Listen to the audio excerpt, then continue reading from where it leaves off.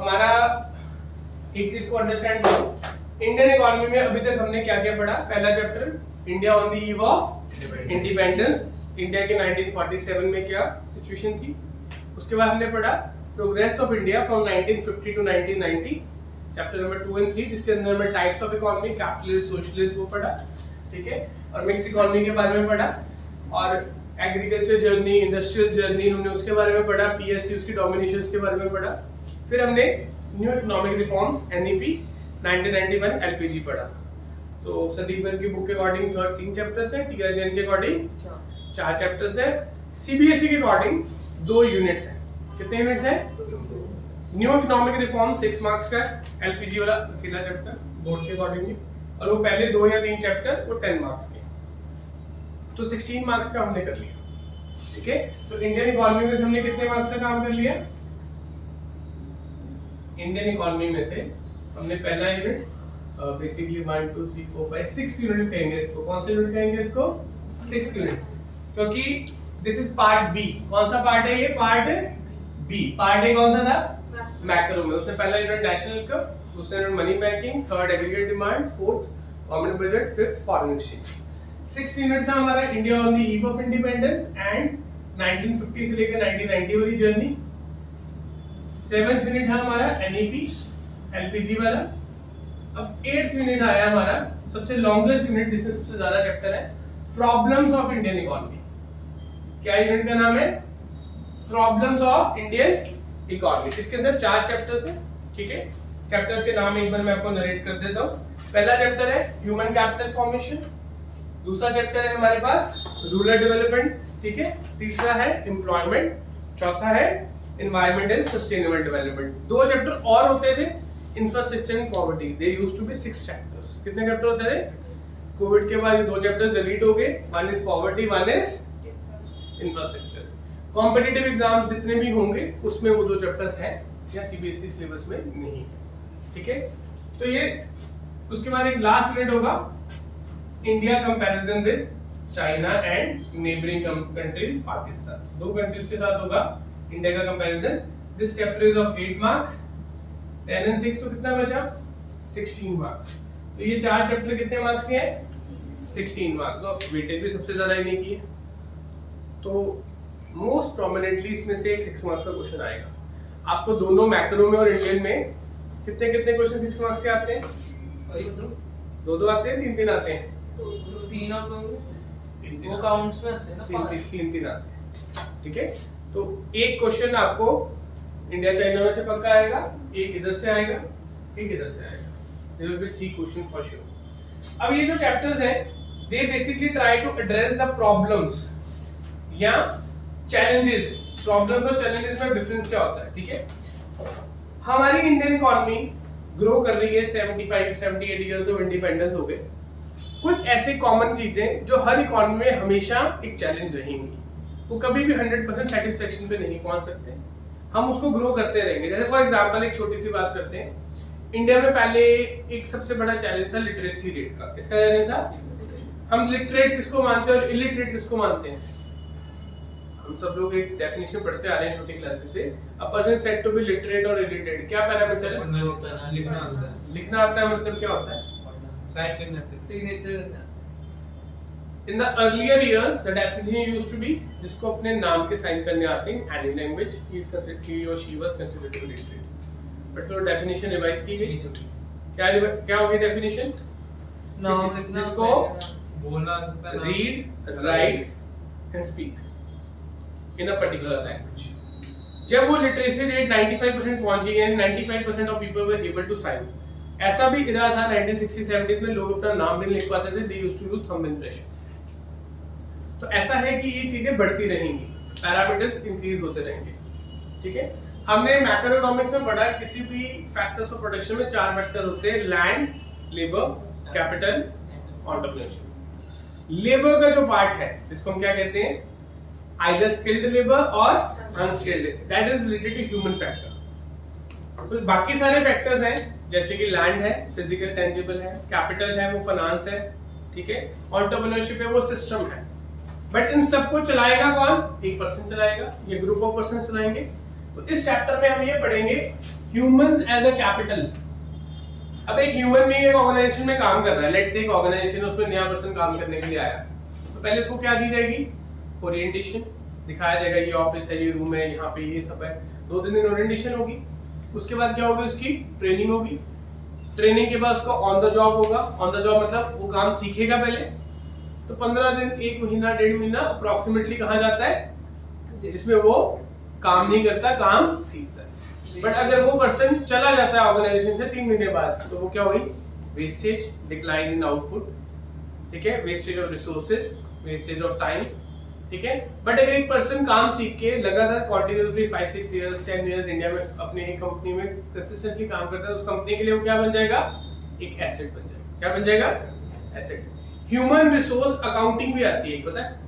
एक अकाउंटिंग भी आती है जिसका नाम क्या है? Human resource accounting. हम इस चैप्टर में ये पढ़ने वाले हैं कि ह्यूमन कैपिटल फॉर्मेशन कैसे हो सकती है, कितनी हो चुकी है, हमारी कंट्री में ह्यूमंस को लेके कितना ग्रोथ है, ठीक है।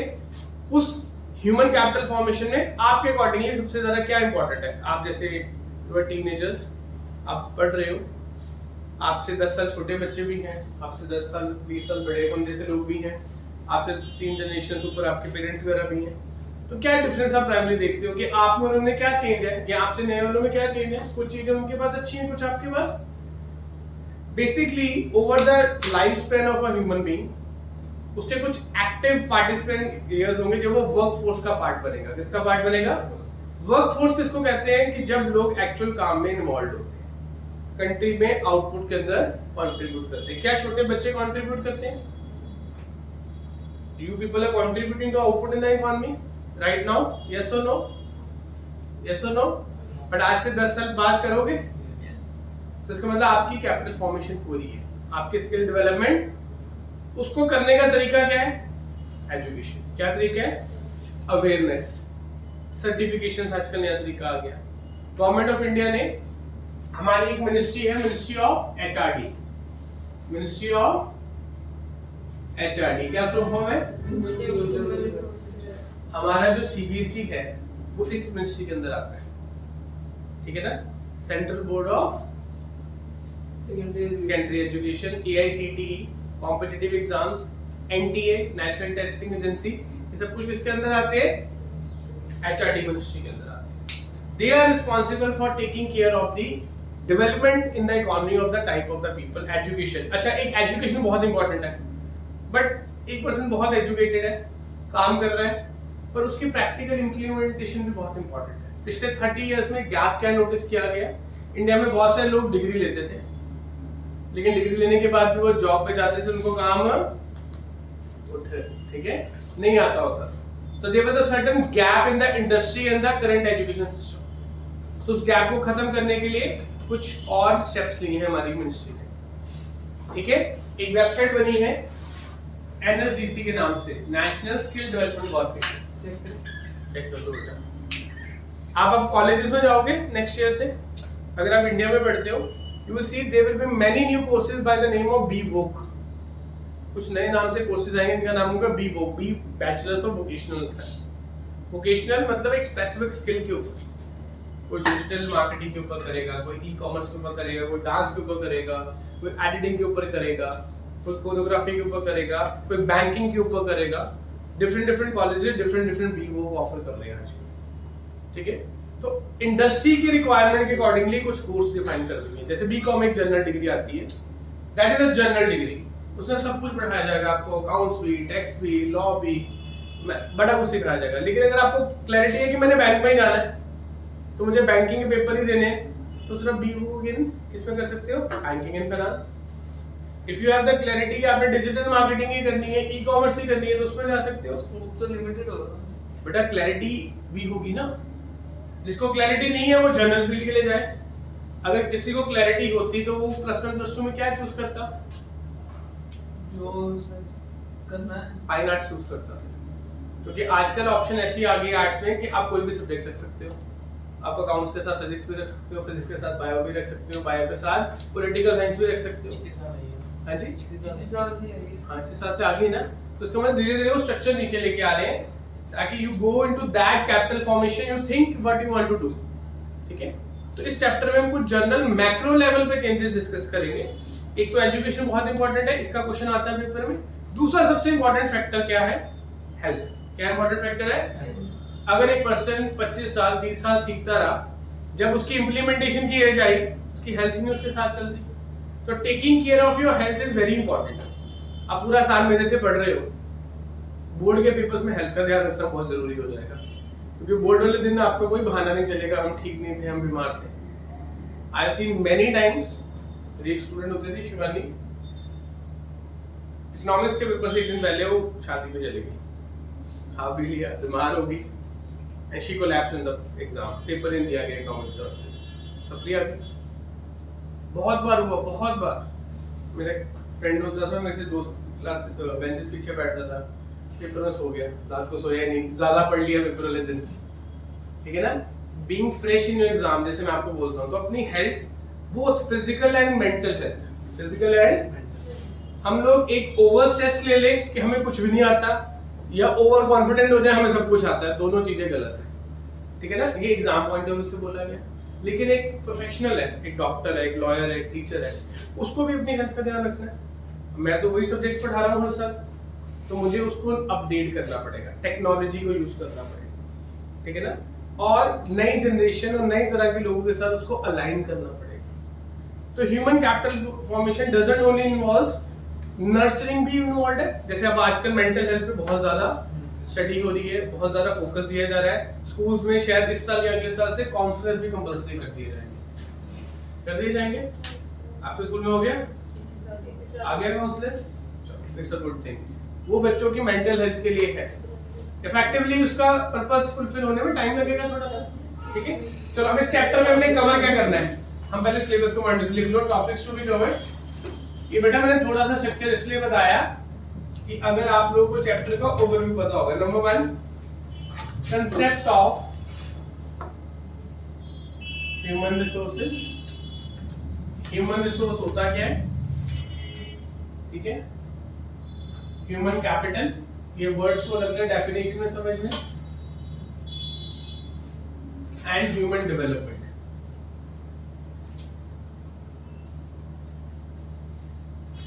बेटा किसी की हाइट लंबी करनी है, ये टारगेट है। किसी का वेट मैनेज करना है, तो वो फिजिकल डेवलपमेंट है। कौन सी डेवलपमेंट है? किसी की मेंटल स्ट्रेस लेवल को रिलीव करना है, तो वो इंटेंजिबल हो जाएगा। ठीक है ना? उसके बाद ये ह्यूमन कैपिटल फॉर्मेशन होगी कहां से? Sources of human capital.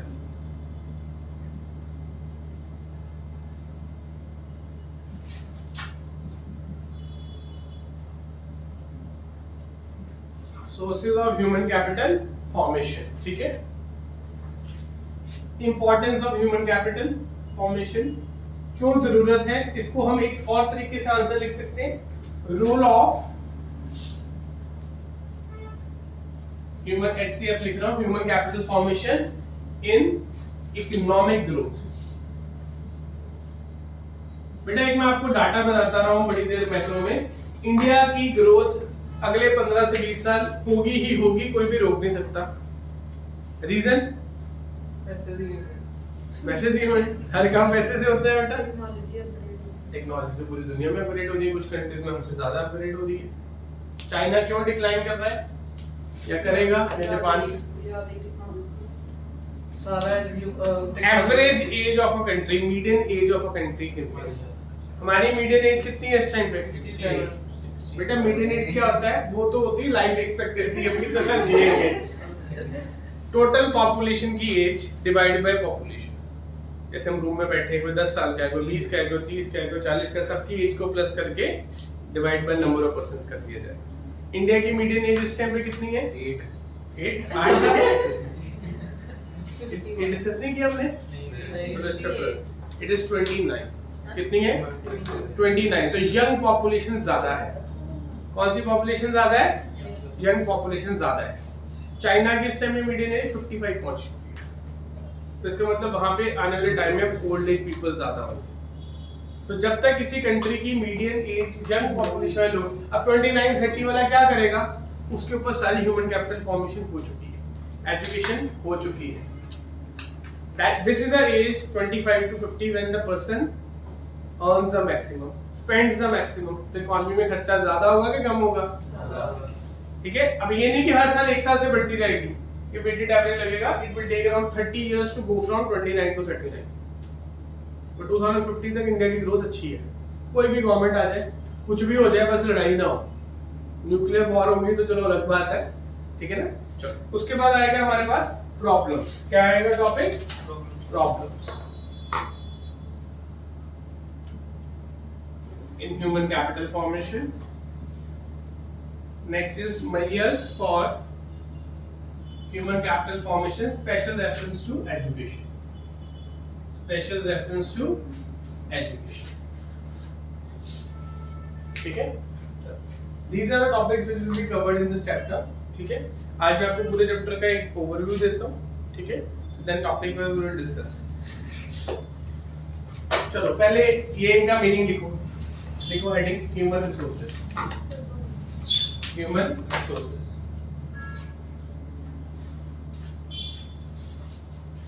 इस चैप्टर में सिर्फ एजुकेशन के ऊपर ही है। एजुकेशन हेल्थ वेलफेयर बड़ा कुछ होता है, दो चीजें ज्यादा है। होता तो बहुत कुछ है इसके अंदर, स्किल अपग्रेडेशन, गवर्नमेंट फैसिलिटेशन। एनएससीसी में जाओ, वहां पे रैंकिंग होती है, level 1, level 2, level 3, level 4, level 5 कि आपने कितनी पढ़ाई की है, कौन कौन सा काम आता है, किस चीज की सर्टिफिकेशन है, उसके अकॉर्डिंग आपकी रैंकिंग होती है। फर्स्ट चैप्टर देखो तो ये 5th चैप्टर है ना। हाँ, बुक के अकॉर्डिंगली 5th चैप्टर है। चलो लिखो ह्यूमन रिसोर्सेज क्या होता है। इट लिखो, it refers to ability of it refers to ability of human being. It refers to ability of human being to contribute कहाँ contribute करेगा? To the process of addition in the economy, that is GDP. Process of addition in the economy, that is GDP valuation. जो बंदा GDP में contribute कर रहा है, किस तरह से? कुछ खर्चा करता है तो भी जीडीपी में कंट्रीब्यूशन कर रहा है, कुछ सेविंग कर रहा है तो भी जीडीपी में कंट्रीब्यूशन कर रहा है। ठीक है? ह्यूमन रिसोर्स की। हाँ, इसमें क्या क्या आएगा? आपके स्किल, आपकी नॉलेज, आपकी एक्सपर्टीज। एक्सपर्टीज जरूरी नहीं होता डिग्री की एक्सपर्टीज हो। अगर कोई बेसिक बेटा स्किल को भी ना बहुत तरह कैटेगरी से बांटा जाता है। एक होता है एकेडमिक स्किल, जो हम लोग सीखते हैं पढ़ के, डॉक्टर बनना, लॉयर बनना, टीचर बनना, डेंटिस्ट बनना, फाइनेंशियल एडवाइजर बनना, किसी पर्टिकुलर। एक होता है वोकेशनल स्किल। कौन सा स्किल होता है? जिसकी शायद डिग्री नहीं होगी बहुत हाई फाई, लेकिन उसके काम के लिए भी आपको ओवर द इयर्स एक्सपर्टाइज आपने लर्न की है। जैसे अब उन चीजों की भी पढ़ाई शुरू होगी, जैसे फिल्म कोरियोग्राफर्स, ठीक है, कोई कारपेंटर है, कोई प्लम्बर है, कोई इलेक्ट्रीशियन है। क्या ये स्किल्स हमारे लाइफ स्किल्स का पार्ट है? दोनों पार्ट। इनके बिना क्या हमारी लाइफ चल सकती है? लाइफ स्किल्स वो होते हैं जो कि हमारी लाइफ के लिए बहुत इंपॉर्टेंट कंट्रीब्यूट होते हैं। आप लाइफ स्किल उसको लेके जाओ जिससे हमने लाइफ जीनी है। वो सेल्फ के पॉइंट हम माइक्रो नहीं पढ़ रहे, क्या पढ़ रहे हैं? मैक्रो पढ़ रहे हैं। छोटे हाँ जी, इंडियन में तो मैक्रो के पॉइंट ऑफ व्यू से बात होगी। इंडिया की इकोनॉमी मैक्रो है कि माइक्रो है? ठीक है ना। तो वोकेशनल स्किल्स हो basically any sort of expertise, किसी भी काम करने का तरीका जिससे आप पैसे कमाओ, चाहे वो एकेडमिकली अच्छा है या सोसाइटी। अब तो पिछले 10-15 साल में किसी भी काम के लेके कोई क्वेश्चन मार्क नहीं है। If you are earning, if you are providing any services, that is a skill. ठीक है, उसके बाद लिखो ह्यूमन कैपिटल। ठीक है, ह्यूमन कैपिटल लिखो क्या होता है? It refers to stock of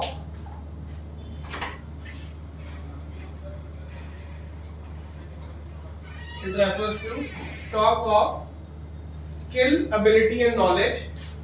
It refers to stock of skill, ability and knowledge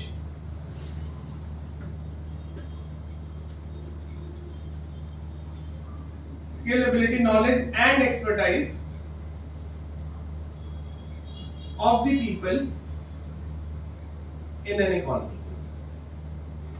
एक इकोनॉमी में अलग अलग लोगों के कितना स्टॉक, यानी कितने लोग ऐसे हैं जो इस टाइम पे कंट्रीब्यूट कर रहे हैं कुछ स्किल से, कुछ एबिलिटी से, कुछ नॉलेज से।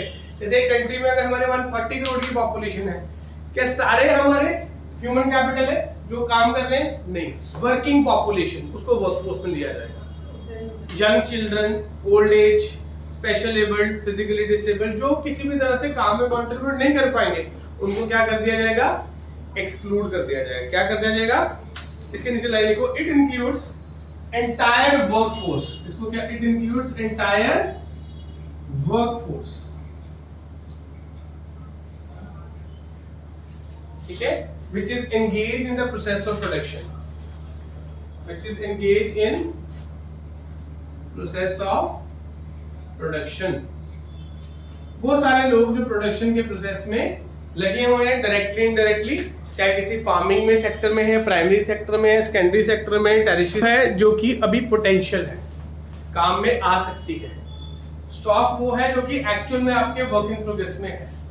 वो लोग जो, जैसे आप स्टूडेंट्स हो, आप लोगों की एबिलिटी डेवलप हो रही है, आपकी एबिलिटी आज भी आप इतने तो बेसिक पढ़ाई कर चुके हो कि प्राइमरी लेवल जॉब्स कर सकते हो, कैशियर की जॉब कर सकते हो, स्टोर्स पे जॉब कर सकते हो, ठीक है ना, बेसिक लेवल जॉब्स तो कर सकते हो ना 10th करने के बाद। तो इसका मतलब जब आप काम करोगे तो वो स्टॉक होगा। आप अपने एबिलिटी को एनहांस कैसे करते हो? वो ह्यूमन डेवलपमेंट है। Ultimately you have to become part of a workforce. एक घर में 4 लोग हैं, चारों बहुत अच्छी कैपेबिलिटी स्किल्स रखते हैं, डिग्रीज रखते हैं, पर काम 2 लोग कर रहे हैं। तो इन इकोनॉमी एबिलिटी कितने लोगों के पास है? 4 के पास, लेकिन काम कितने कर रहे हैं? तो इसका मतलब डिफरेंशिएशन पता लगता है, ठीक है ना? जो काम कर रहे हैं उन्हें ह्यूमन कैपिटल कहेंगे। बिल्कुल, और जो कर सकते हैं, एबिलिटी है किसी भी तरह से कंट्रीब्यूट करने की, वो ह्यूमन रिसोर्सेज। क्या सारे रिसोर्सेज हर वक्त यूटिलाइज होते हैं? दैट्स व्हाई रिसोर्सेज ज्यादा होंगे और ह्यूमन कैपिटल कम होगी, ठीक है ना? कुछ लोगों के पास पैसा है, चॉइस है, वो नहीं काम करते।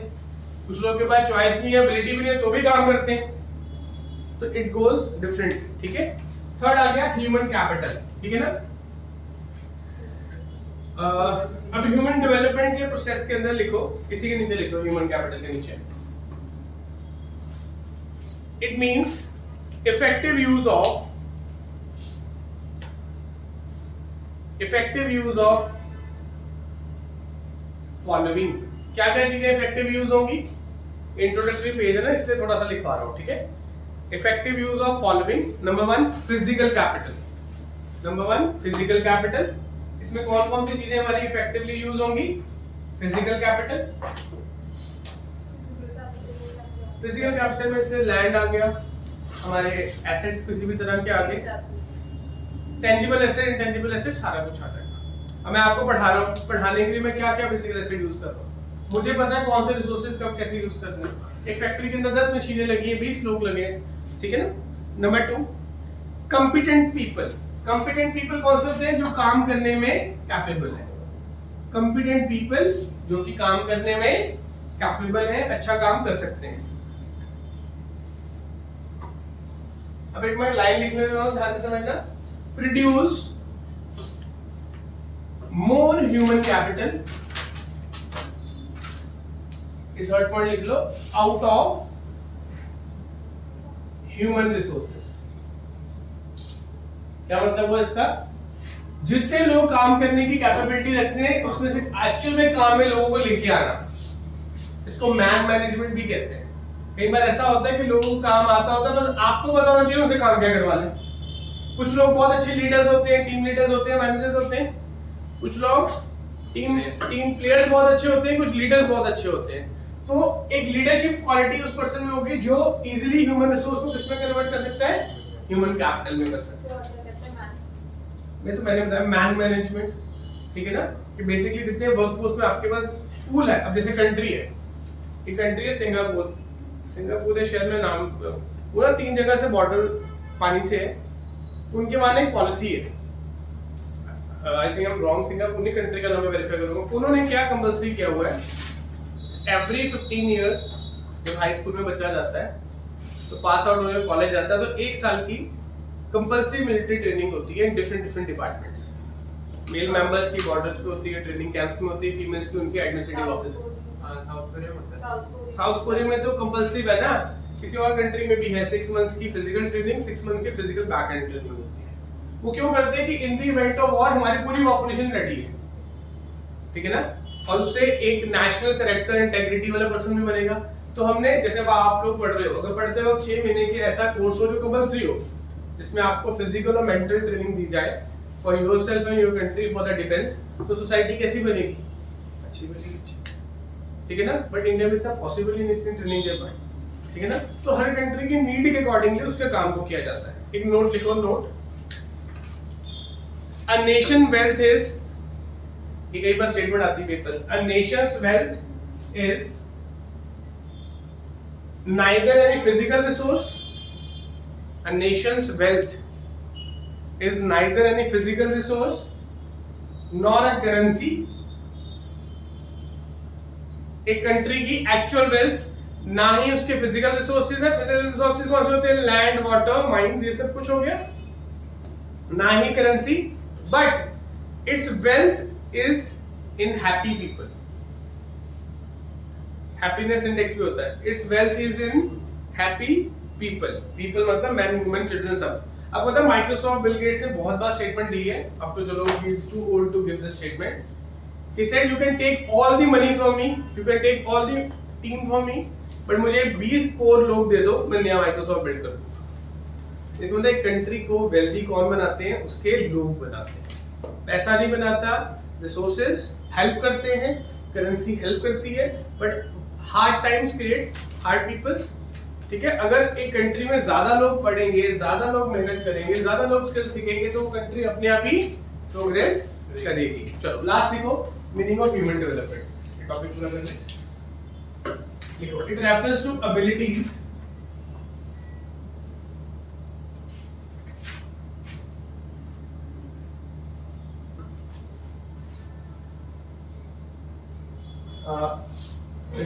लिखो, human development is the end result, ये लाइन लिखो पहले, human is the end result that is skill and development.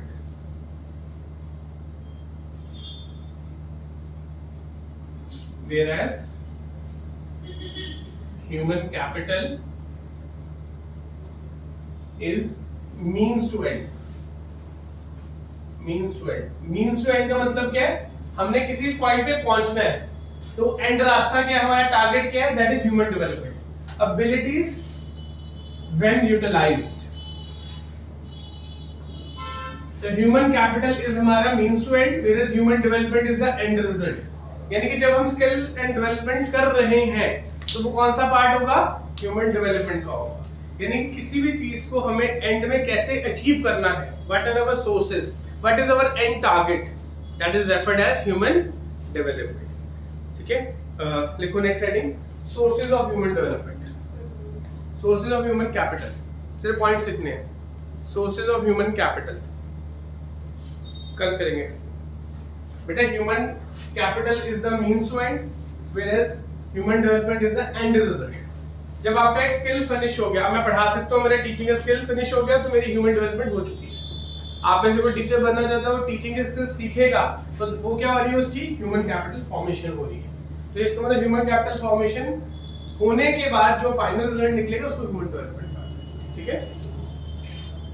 Sources of human capital, number 1, आपने तो कल ना हेडिंग लिख लो ना, एक्सप्लेन भी ना, सिर्फ हेडिंग लिख लो ना, एक्सप्लेन तो नोट्स पे है आपके पास। Expenditure on education, expenditure on education, expenditure on education, expenditure on health, on the job training, on the job training. Number 4, expenditure on information. Information can prevent wars, ठीक है ना। तो information is the next biggest thing. Migration, लोग इधर से उधर जाते हैं, brain drain या labor movement, study programs। ये कुछ important points है जो NCERT में और books में लिखे हैं कि हम कैसे human capital, sources of human capital, ठीक है बेटा। बुक का एक पेज नंबर लिखो, ठीक है।